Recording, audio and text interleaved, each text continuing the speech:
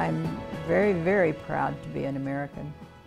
And I love my country, and I was happy to do something to help us keep our country, so that we could have the freedom and everything that we'd always had. By 1941, America's freedom was under attack. Hitler had gained complete control of continental Europe, and to the west, Japanese Emperor Hirohito launched a coordinated attack on the United States in Pearl Harbor. December 7th, 1941, a date which will live in infamy. The deliberate attack on Pearl Harbor meant war. The United States asked for able-bodied men to enlist in the armed services, and they came in droves, leaving behind their families and jobs to serve Uncle Sam and fight for our freedom.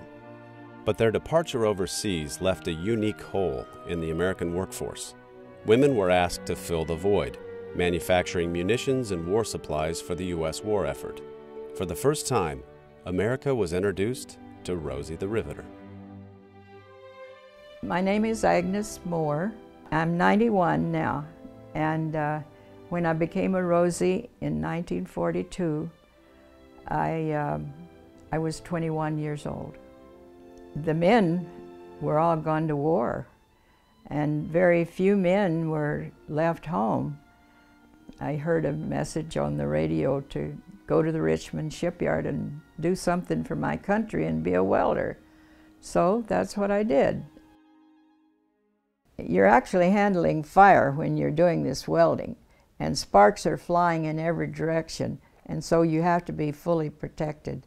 These are thick leather, and they're lined with asbestos. And then this is the leather jacket that we wore. And it's so heavy I can hardly lift it now. In addition to this, we had leather overalls. Of course, we put this bandana around our hair, and then we had a little black cap we wore over that. And we had to be sure all the hair was up under this because the sparks would burn it. We put this helmet on, and it's also heavy. Anyhow, it goes like that. And after we got all that on, we had to put this stinger around our neck, and away we'd go with it all. Agnes is one of several original Rosies that currently live in Rossmoor Walnut Creek. I love living here at Rossmoor because there's all kinds of clubs and everything you can imagine, and there's 6 swimming pools and a big fitness center, and it's just a wonderful place to live. I love being in my car with the top down and just driving and the fresh air rushing by and the sun, and it gets lots of attention. But then when they look and see my face, they thought that was a young person driving that car. After reading an article about Agnes in the Rossmoor News, Rossmoor resident John Whalen, a proud veteran who fought in the Pacific during World War II, made a surprise visit to give thanks. When I read the article, it just all came back to me, and I had to call her and tell her how much I thanked her and the others like her that did the work that was necessary. They worked round the clock, and they turned out ship after ship after ship. Without that, I don't think we would have ever really succeeded. That was the morning that we were going to make the landing that I woke up in Manus Harbor, and I never saw so many ships in my life. And they were the ships that you built. Oh. All our supply ships, and the women did a marvelous job of supplying us. And I didn't know how I could ever thank you, so when I saw that article about you, I just had to call. We owe so much to the servicemen, the military men, and I don't think you owe us anything. Well, I think it's a mutual admiration society.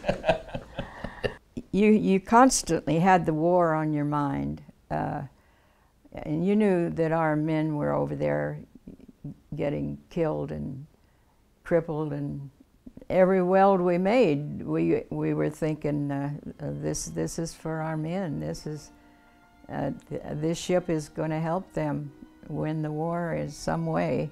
Before World War II, women had never worked in construction jobs, and they really had never worked side by side with men. After the war, women didn't give up what they had won. They continued, a lot of them continued welding. In the very beginning, one of the naval officers said he didn't know what we were going to do with all of the women. And then he said, in a month or so, what would we have done without them? After the war ended in 1945, the United States took great pride in the success of the men and women in uniform. But perhaps no other uniform was more important than the iconic red bandana and leather overalls worn by the illustrious Rosies.